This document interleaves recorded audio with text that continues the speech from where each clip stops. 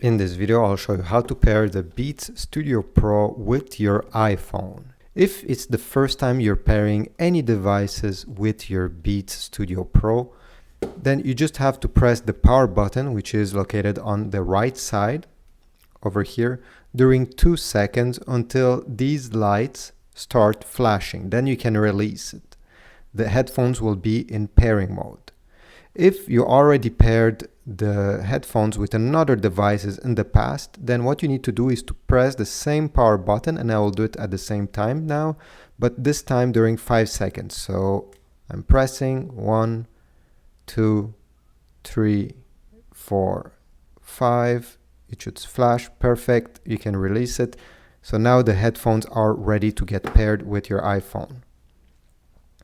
Usually when you bring both at about 2 inches distance, you should see a pop-up screen appearing on your screen telling you to pair them. You just have to click pair and it will be done. But what if it doesn't appear, like in my case?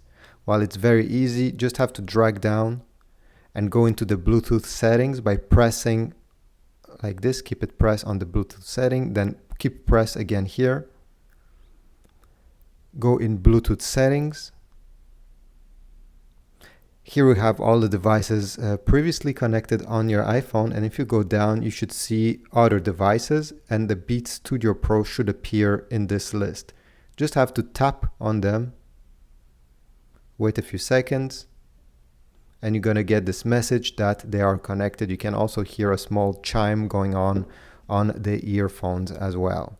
So this was it. You're now ready to use them to take some phone calls or even listen to music.